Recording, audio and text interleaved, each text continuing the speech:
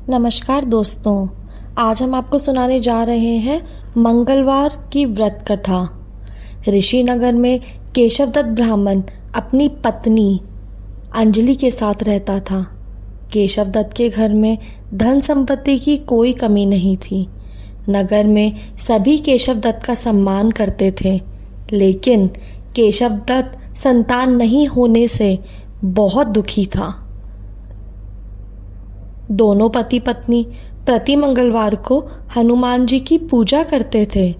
विधिवत मंगलवार का व्रत करते हुए कई वर्ष बीत गए। ब्राह्मण बहुत निराश हो गया, लेकिन उसने व्रत करना नहीं छोड़ा। कुछ दिनों के बाद केशवदत्त हनुमान जी की पूजा करने के लिए जंगल में चला गया। उसकी पत्नी अंजलि घर में रहकर मंगलवार का व्रत करने लगी। दोनों पति पत्नी पुत्र प्राप्ति के लिए मंगलवार का विधिवत व्रत करने लगे।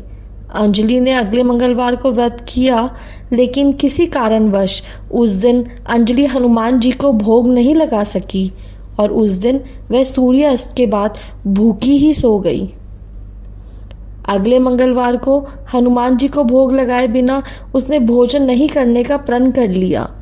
6 दिन तक अंजलि भूखी प्यासी रही। 7वें दिन मंगलवार को अंजलि ने हनुमान जी की पूजा की, लेकिन तभी भूख प्यास के कारण अंजलि बेहोश हो गई। हनुमान जी ने उससे सपने में दर्शन देते हुए कहा, उठो पुत्री, मैं तुम्हारी पूजा पाठ से बहुत प्रसन्न हूँ। तुम्हें सुंदर और सुयोग्य पुत्र होने का वर देता हूँ। यह कहकर हनुमान जी अंतर्ध्यान हो गए। तत्काल अंजलि ने उठकर हनुमान जी को भोग लगाया और स्वयं भी भोजन किया। हनुमान जी की अनुकंपा से अंजलि ने एक सुंदर शिशु को जन्म दिया। मंगलवार को जन्म लेने के कारण उस बच्चे का नाम मंगल प्रसाद रखा गया। कुछ दिनों के बाद अंजलि का पति केशवदत्त भी घर लौट आया। उसने मंगल को देखा तो अंजलि से पूछा, यह सुंदर बच्चा किसका है? अंजलि ने खुश होते हुए हनुमान जी के दर्शन देने और पुत्र प्राप्त होने का वरदान देने की सारी कथा सुना दी, लेकिन केशवदत्त को उसकी बातों पर विश्वास नहीं हुआ। उसके मन में पता नहीं कैसे यह कलुषित विचार आ गया कि अंजलि ने उसके साथ विश्वासघात किया है। अपने पापा को छिपाने के लिए अंजलि झूठ बोल रही है। केशवदत्त ने उस बच्चे को मार डालने की योजना बनाई। एक दिन केशवदत्त स्नान के लिए कुएं पर गया। मंगल भी उसके साथ था।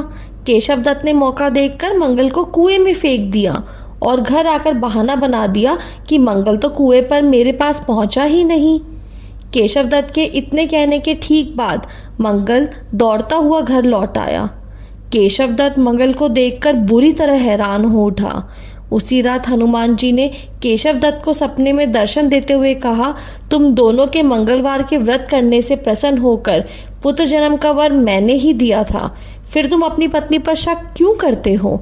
उसी समय केशवदत्त ने अंजलि को जगाकर उससे क्षमा मांगते हुए सपने में हनुमान जी के दर्शन देने की सारी कहानी सुनाई। केशवदत्त ने अपने बेटे को हृदय से लगाकर बहुत प्यार किया। उस दिन के बाद सभी आनंद पूर्वक रहने लगे।